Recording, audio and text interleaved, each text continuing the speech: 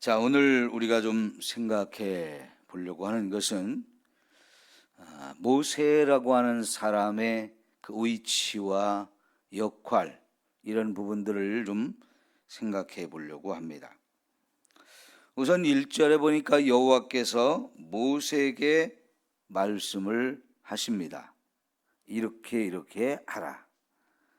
그러면 4절에 보면 모세가 여호와께서 자기에게 명령하신 대로 하매, 그러죠? 그리고 5절에 보면 모세가 회중에게 이르되 여호와께서 행하라고 명령하신 것이 이러하니라. 이렇게 우리가 보면 하나님께서 모세에게 말씀을 하셔요. 그러면 모세는 하나님 말씀하신 대로 그대로 순종합니다. 뿐만 아니라 자기만 순종하는 것으로 끝나지 않고 그것이 이스라엘 백성들에게 가르쳐서 또 백성들도 그렇게 해야 될 일이라면 하나님이 말씀하신 그대로 또 백성들에게 가르쳐서 백성들도 그렇게 하라고 명령을 하는 거죠. 자, 여러분, 하나님께서 이스라엘 백성들에게 말씀하시는데 중간에 모세를 끼워 넣었어요. 그리고 그 모세가 하나님부터 말씀을 받아서 그 받은 말씀을 백성들에게 선포하게 합니다. 이게 바로 이제 모세가 중보자의 역할을 하고 있다는 것을 우리가 알 수 있는 거예요. 여러분, 주일날 우리가 저녁에 조직신학을 들으면서 우리가 하나님을 알 수 없다 그랬죠. 그런데 하나님이 우리에게 자신이 찾아오기도 하고 말씀해 주기도 하셔요. 그걸 계시라고 우리가 얘기를 했죠. 그 하나님이 우리에게 자신이 어떤 분인지 이렇게 우리에게 가르쳐 주시기 때문에 그 계시를 받은 사람들은 하나님을 알 수 있는 거예요. 우리 스스로가 하나님에 대해서 연구한다고 하나님을 막 찾는다고 해서 하나님이 찾아지는 분이 아니고 또 우리가 알 수 있는 분이 아니라고 그랬어요. 왜냐하면 우리 인간은 하나님의 피조물이고 하나님은 창조자예요. 그 창조자인 하나님이 우리 인간을 만드실 때 하나님의 형상을 담게 해 주셔서 그때는 하나님과 우리 사이에 그 어떤 장벽도 가로막고 있지 않기 때문에 하나님과 에덴 동산에서 함께 거닐면서 살아서 하나님이 늘 내 곁에 있는 것을 느끼면서 그 하나님과 늘 동행하는 삶을 살았어요. 눈으로 보고 귀로 듣고 하면서. 그런데 인간이 죄를 짓고 나면서부터 에덴 동산에서 쫓겨나고 하나님부터 점점 멀어지니까 결국은 우리 인간이 하나님으로부터 멀어진 존재, 하나님을 잃어버린 존재가 되어서 하나님에 대해서 알 수 없는 자가 되고 말았어요. 그런데 하나님께서 이제 우리 인간에게 찾아와 주시고 말씀해 주시는 이 계시를 주시자 그때서야 비로소 우리 인간이 하나님을 알 수 있게 되어지는 겁니다. 자, 여러분, 하나님이 모세를 찾아왔어요. 떨기나무 불꽃 가운데 계신 그 하나님을 모세가 보게 되면서 모세야 모세 하고 하나님 불러주시니까 음성이 들려오는데 눈에 보이지를 않아요. 그러니까 누구십니까? 하고 물어보죠. 그때 하나님께서 뭐라고 말씀하시죠? 나는 스스로 있는 자 아니라 하면서 하나님께서 자기 자신을 드러내 보여주시는데 왜 모세가 하나님께 누구십니까? 라고 묻는 거예요? 모르니까요. 그죠? 하나님을 몰라요. 그러자 하나님이 나는 너의 조상 아브라함의 하나님이고 이삭의 하나님이고 야곱의 하나님이다. 그리고 내가 이제 너와 내 백성의 하나님이 되려고 찾아왔다. 그러면서 나는 스스로 있는 자다라고 말씀을 하셔요.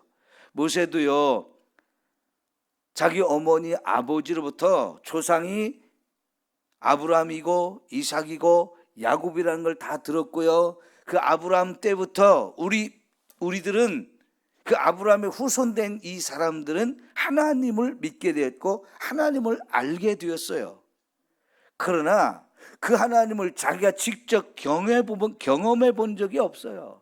그러다 보니까 하나님에 대해서 아는 게 너무나 작은 거예요.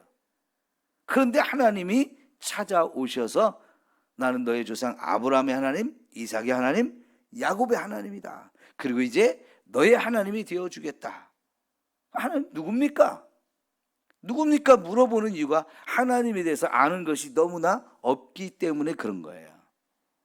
그래서 하나님이 이제 스스로 우리에게 계시를 주셔서 이제 하나님을 알게 되어지는데, 그때부터 이제 모세는 하나님에 대해서 하나씩 알아가는 시간을 갖게 되어집니다. 여러분, 이제 하나님께 모세에서 찾아와 가지고 너의 백성, 사실은 내 백성인데 이 백성이 지금 애굽에서 고통을 받으면서 신음하고 부르짖는 거 내가 다 보고 들었어. 그래서 이제 그들을 이제 여기 애굽에서 끄집어내서 저 가나안 땅으로 너희 조상에게 주고자 약속했던 그 땅으로 내가 이제 너희들을 데려가려고 하는데 네가 가서 그 일을 해라 할 때 모세가 나 못합니다 부터 막 그렇게 말하죠. 왜 못한다고 하는 거예요? 하나님에 대해서 아는 것도 없고, 자기가 이제 80이 넘었는데 이거를 할 수 있을까? 두려움이 얼마나 많아요. 왜? 이미 40년 전에 모세는 그 백성들을 해방시키려고 한번 나섰었잖아요. 그러다가 한 사람 죽여놓고 살인자가 된 거 발각돼 가지고 살기 위해서 애굽을 떠나서 이 광야까지 도망쳐와서 40년을 숨어서 살았는데, 거기에 다시 가라고, 그 일을 다시 하라고 하니까 얼마나 겁이 나는 겁니까? 감히 이제 못합니다라고 말할 수밖에 없었죠. 그때 하나님께서는요, 모세를 이제 애굽으로 보내기 위해서 손에 들고 있는 지팡이 던지라고 하고, 던지니까 이 지팡이가 뱀이 되고, 다시 집으라고 해서 집으니까 다시 지팡이 되고, 손을 넣었다 빼니까 문둥병이 나왔다가 다시 낫고 하는 이런 과정들, 이런 것들이 다 뭡니까? 하나님이 어떤 분인지를 하나씩 배워가는 거예요. 그게 다 하나님이 자기 자신을 계시해 주시는 거지요. 하나님의 능력이 어떤 건지, 하나님의 성품은 어떤 것인지, 이런 본질에 대해서, 하나님에 대해서 더 구체적으로 본질적으로 하나님의 속성, 이런 것들을 알아가게 되어지거든요. 이제 또 돌아오는 주일날 저녁에 또 하나님의 본질에 대해서 우리가 배우게 될 건데, 이런 것들을 이제 하나님이 계시해 주시니까 우리가 하나씩 깨달아 가는 거죠. 근데 애굽의 왕에게 가가지고 진짜 내 백성, 우리 하나님을 믿는 백성들 해방시켜 주십시오. 하나님이 이제 해방시키려고 합니다. 그러니까 애굽의 왕도 뭐라고, 야, 니네 하나님이 도대체 어떤 하나님인데 내가 그 말을 들어야 되냐? 나 안 한다. 그러니까 이제 하나님께서 모세에게 하나씩 기적을 그 앞에서 행하게 하죠. 근데 그 기적이 10가지가 나타날 때 그 하나하나가 뭐냐면, 첫째는 하나님을 무시하고 자기들의 신을 섬기고 있는 이 애굽 사람들, 애굽의 왕 자신이 애굽의 수많은 신 가운데서도 최고의 신이라고 백성들이 막 높이며 섬기고 있는 그 나라, 그 애굽의 왕에게 찾아가서 우리에게는 하나님이 있다. 그 하나님이 우리를 해방시키려고 하는데 너도 들어라. 그러니까요, 애굽의 왕이 얼마나 가짜않게 생각하겠어요.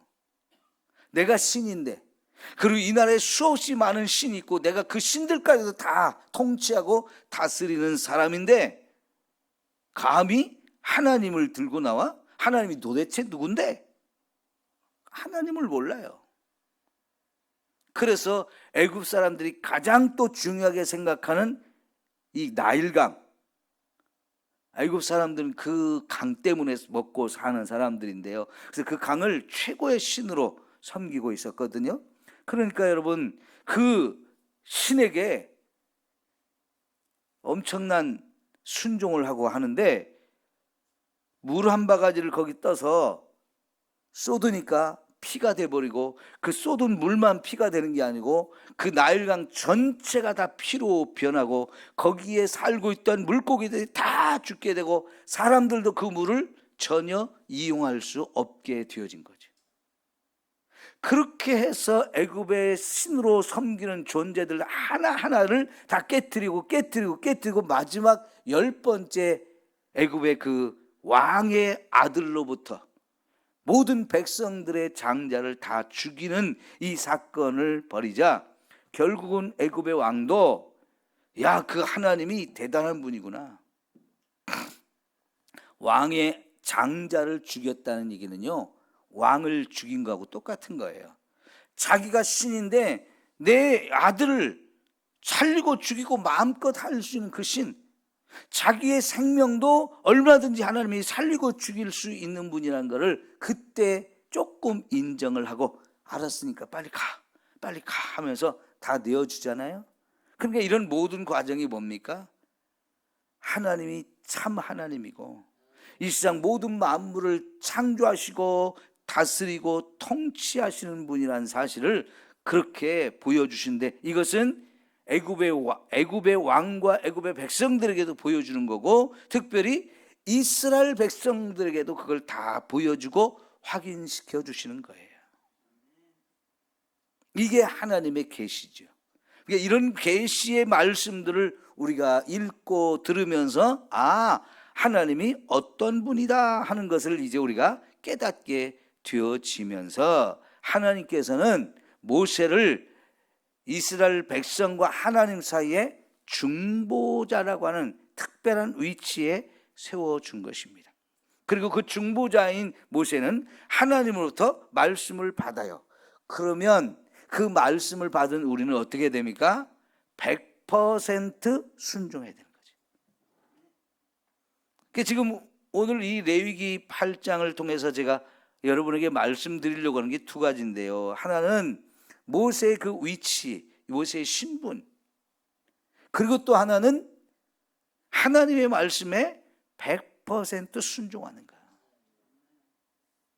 여러분, 오늘 저와 여러분도 하나님이 어떤 분인지를 알고 또 그 하나님께서 저와 여러분에게 어떤 직분을 주셨는지를 깨달아야 되고, 그리고 또 하나 하나님의 말씀에 우리도 철저하게 순종하는 삶을 살아야 한다 하는 거예요.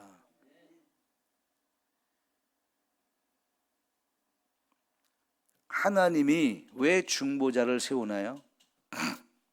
지금까지 우리가 보았던 것처럼 우리는 감히 하나님을 찾아갈 수도 없고 만날 수도 없는 죄인들이에요. 이 죄인 된 자가 하나님을 만나면 하나님은 너무나 거룩하신 분이기 때문에 그 거룩하신 하나님 앞에 죄인이 감히 설 수가 없는 거예요. 그 죄인 된 저와 여러분을 하나님은 그래도 찾아와 주시기를 원하고 만나 주시기를 원하는데, 거기서 반드시 필요한 게 뭐냐면 저와 여러분의 죄 문제를 해결해 주는 거예요. 이 죄 문제가 해결되어야만 하나님을 만날 수 있고 그분의 말씀을 들을 수 있어요. 그러면 그때부터 이제 죄 문제가 해결되어지고 나면 하나님의 축복이 저와 여러분에게 쏟아져 내릴 수 있는 거지요. 그래서 이 죄 문제 해결하는 게 너무나 중요한데, 이 죄 문제를 우리 스스로가 해결할 능력도 없고 방법도 없어요. 그래서 하나님께서는 중보자를 세워서 하나님과 우리 사이에 만남도 이루고 우리 죄 문제를 해결하는 길도 거기서 허락하시는 거예요. 그래서 반드시 하나님과 우리 사이에 중보자가 필요한데 그 중보자의 역할을 지금 하나님께서 모세에게 맡겨서 모세가 그 일을 하고 있는 거지요. 그래서 여러분, 모세는 이렇게 하나님이 말씀하신 대로 받아가지고 또 말씀하신 대로 순종하면서 말씀하신 대로 선포하는 거죠. 그러면 이스라엘 백성들도 반드시 그 말씀대로 순종해야 하는 거예요. 자, 보세요. 2절부터 하나님이 하라고 하신 것들이 있어요. 아론과 그의 아들들과 함께 의복과 관유와 속죄제의 수송아지와 순양 2마리와 무교병 1광주리를 가지고 온 회중을 회막문에 모으라. 준비하라고 하는 거 다 준비하고요, 모이라고 한 사람들 다 모이는 거예요. 말씀하신 대로 하는 거예요. 그래서 5절에도 모세가 4절에 여호와께서 자기에게 명령하신 대로 했다. 그래서 회중이 회막문에 다 모였고 모세가 또 회중에게 이르되 여호와께서 행하라고 명령하신 것이 이러하니라 하면서 하나님이 말씀하신 걸 그대로 있죠, 백성들에게 선포하면서 옷을 벗으라면 벗는 거고요, 씻으라면 씻는 거고, 입으라면 입는 거고, 기름을 뿌리라면 뿌리고 바르라면 바르고 이렇게 하는 거지요. 하나님 말씀하신 대로 하는 거예요. 그 다음에 여러분 9절, 그의 머리에 관을 씌고 그 관의 전면에 금패를 붙이니 곧 거룩한 관이라 여호와께서 모세에게 명령하신 것과 같았더라. 그 다음에 여러분 13절, 모세가 또 아론의 아들들을 데려다가 그들에게 속옷을 입히고 띠를 띄우며 관을 씌웠으니 여호와께서 모세에게 명령하신 것과 같았더라. 그러니까 말씀하신 대로 그대로 하는 거죠. 이제 또 보십시오. 14절, 모세가 또 속죄제의 수송아지를 끌어오니, 자, 아론과 그의 아들들이 그의 속죄제의 수송아지 머리에 안수함에 모세가 잡고 그 피를 가져다가 손가락으로 그 피를 제단 4기둥의 뿔에 발라 제단을 깨끗하게 하고 그 피는 제단 밑에 쏟아 제단을 속하여 거룩하게 하고. 자, 지금 보세요. 14절부터 구체적으로 이제 제사를 드리게 되는데 이 제사를 집전하는 사람이 누구예요? 모세, 그죠? 그러면 제사를 집전하는 모세가 무슨 역할을 하는 거예요? 제사장 역할을 하고 있잖아요. 왜냐하면 지금 아론과 그의 아들들을 제사장으로 세우려고 하기 때문에 그 세우는 의식을 하고 있는데 아론과 제 아들들은 아직은 제사장이 아니에요. 지금 제사장으로 세우는 위임식을 하고 있어요.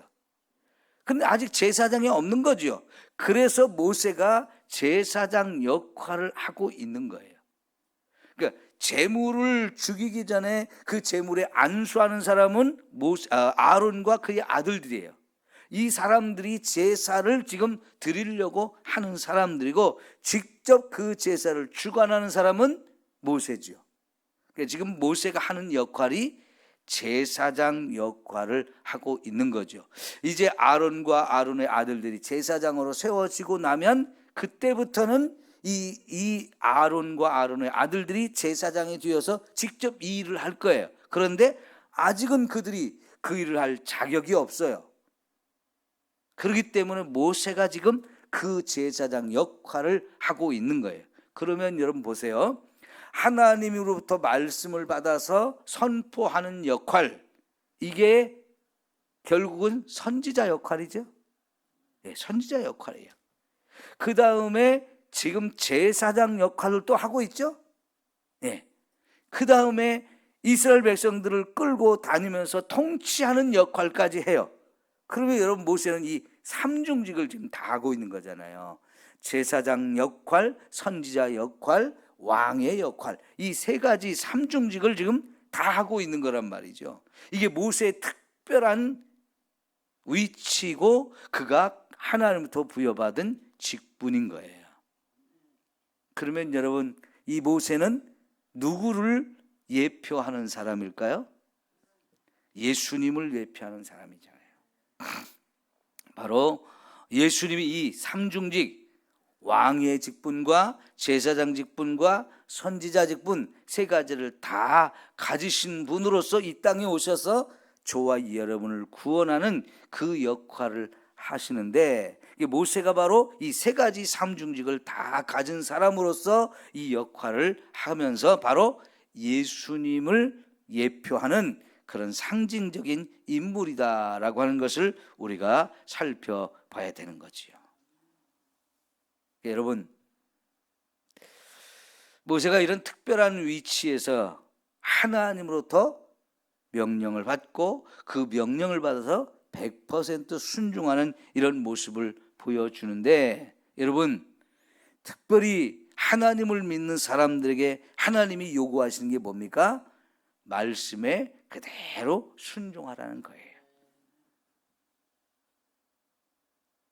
이제 이스라엘의 첫 번째 조상인 아브라함을 부를 때부터 한번 이야기를 잠깐 생각해 봅시다.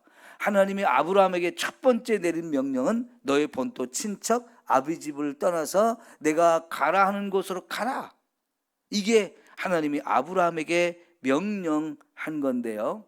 여러분, 아브라함이 그 하나님의 명령에 순종하지 않았으면 어찌 됐을까요? 아브라함도 그의 후손도 하나님을 알지 못하고 하나님의 백성이 될 수가 없었어요. 그러나 이제 아브라함이 하나님의 명령에 순종해서 본토 친척 아비 집을 떠나서 이제 새로운 땅, 전혀 낯선 가나안 땅으로 옮겨가면서부터 이제 아브라함은 하나님을 철저하게 믿는 자, 그리고 순종하는 자가 되어졌어요. 그래서 여러분, 하나님을 믿는 자는 하나님께 순종하는 거예요. 이게 원리이고 이게 법칙이에요. 하나님께서 원하시는 것은 내가 너에게 무엇을 명령하든지 100% 순종하라는 거죠. 이게 하나님 믿는 자의 특징이에요. 오늘 저와 여러분이 하나님을 믿는다고 했을 때 반드시 이게 되어져야 돼요. 모든 사람이 하나님의 말씀에 그것도 100% 순종해야 된다는 거지요. 여러분, 가나안 땅에 와가지고 정착을 해서 사는 게 쉬운 게 아니에요. 예를 들어서 여러분, 외국 사람들이 우리나라에 와서 살려고 하면 쉽게 허락해 줍니까? 안 해줍니까? 쉽게 허락이 안 돼요. 예를 들어서 몇 년 전에 저 중동의 예멘이라고 하는 나라 사람들 500명이 배를 타고 제주도에 왔어요. 그런 사람들을 난민이라고 하잖아요. 난민은요, 그 예멘이라는 나라에 내전이 일어나가지고 너무나 살 수가 없는 거예요.